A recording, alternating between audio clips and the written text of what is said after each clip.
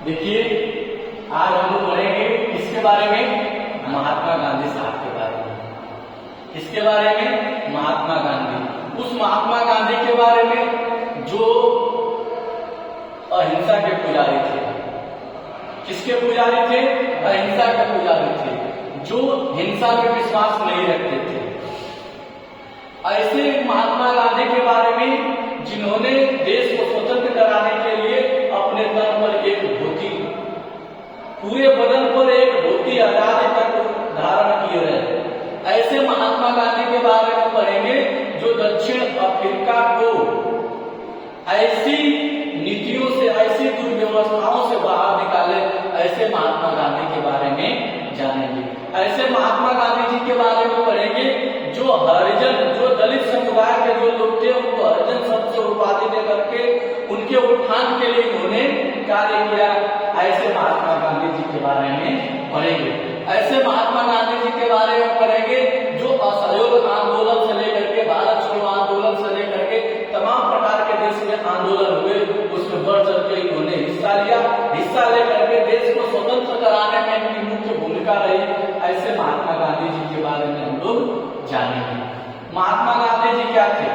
महात्मा गांधी जी के एक आम परिवार कठियावाड़ गुजरात के पोरबंदर नामक स्थान पर इनका जन्म सन 2 अक्टूबर सन 1869 को हुआ था। और इनकी माता जो पुतलीबाई थे, इनका पिता जो करमचंद गांधी थे, लालन पालन किए। और इनकी शादी को उम्र में ही 13 वर्ष की अवस्था में इनकी शादी कर दी जाती है। फिर उसके बाद शादी के बाद जब ये 1887 में मैट्रिक पास करते हैं, 1887 में मैट्रिक पास करते हैं, तो पास करने के बाद गांधी जी को कानून की, नियम की पढ़ाई करने के लिए इनको इंग्लैंड भेज दिया जाता है। जब ये 4 साल की पढ़ाई, ग्रेजुएशन की पढ़ाई पूरी करके 1891 में जब ये भारत वापस आते हैं, कहाँ आते हैं? भारत वापस आते हैं, तो ये वकालत शुरू करते हैं बम्बई और कठियावाड़ में। फिर भी इनका ये जो व्यवसाय वकालत का था ये नहीं चला। दिन बीतता जा रहा था।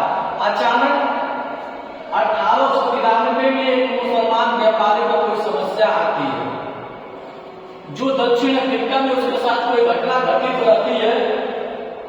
उस घटना को, उस समस्या को सुलझाने के लिए गांधी जी दक्षिण अफ्रीका सन 1893 में चले जाते हैं। गांधी जी गए थे मात्र 1 साल के लिए, लेकिन गांधी जी का रहना वहां 20 साल हो गया। कारण क्या था? उस दक्षिण अफ्रीका में अंग्रेजों का आतंक बहुत था। उस दक्षिण अफ्रीका के लोगों का रहन सहन बहुत दुर्लभ था। गांधी जी ने 20 वर्षों तक लड़ करके दक्षिण अफ्रीका को उससे बाहर निकाला। अचानक गांधी जी की तबीयत 1914 में खराब होती है। खराब होने के बाद गांधी जी पूरा 1915 में भारत वापस आ जाते हैं। आने के बाद गांधी जी जब स्वस्थ होते हैं, स्वस्थ होने के बाद गांधी जी भारतीय राजनीति में अपना पूर्ण रूप से कदम रख देते हैं। भारतीय राजनीति में उनका योगदान शुरू हो जाता है। धीरे धीरे भारत की दुर्दशा को देखते हुए, धीरे धीरे भारत की व्यवस्था को देखते हुए वे अपने उस पोरबंदर स्थान पर एक आश्रम, साबरमती आश्रम का क्या करते हैं?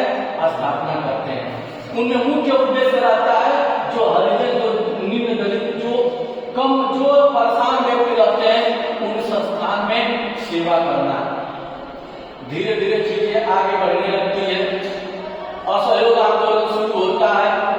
उस असहयोग आंदोलन को नेतृत्व गांधी जी लेकर के चलते हैं, लेकिन भारत के लोगों के अंदर ऐसा तूफान आता है, ऐसी व्यवस्थाएं उत्पन्न होती है कि भारत में असमानता हो जाती है, हिंसक रूप ले लेता है।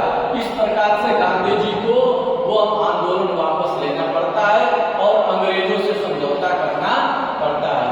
वही 1931 में जो इरविन समझौता होता है। फिर उसके बाद बातें धीरे धीरे आगे बढ़ती है। समय आता है 1942 का आता है। 1942 में भारत में सारे जो जागरूक होते हैं, सभी लोग भारत छोड़ो आंदोलन का नारा लगाने लगते हैं। इस प्रकार से सॉरी जितने हमारे देश में लड़ाकू लोग रहते हैं, गांधी जी से लेकर के नेहरू से लेकर के पटेल साहब, सभी लोगों को अंग्रेज जेलों में ठूस देते हैं। लेकिन अब भारत जागरूक हो चुका था, मजबूर हो गए अंग्रेज, और आते आते 1944 में आते आते 1944 के बाद धीरे धीरे 1947 आता है और अंग्रेज कहते हैं कि अब तुम क्या हो जाओ, आजाद हो जाओ। और 15 अगस्त 1947 को भारत को पूर्ण रूप से स्वतंत्रता मिली। मिलने के बाद गांधी जी का जीवन बीतने लगा, लेकिन कुछ सांप्रदायिक शक्तियां जो हुई, कुछ सांप्रदायिक समझौते हुए, उन समझौतों को भारत का एक नागरिक बोर्ड से उसको रहा नहीं गया। वो अपनी गोली उठाया और गांधी जी को धड़ मार करके इस हम लोगों के बीच से क्या कर दिया, समाप्त कर दिया। वह 30 जनवरी 1958। ठीक है, यह गांधी जी का संक्षिप्त परिचय है। फिर कल इनके जीवन दर्शन के बारे में करेंगे। धन्यवाद।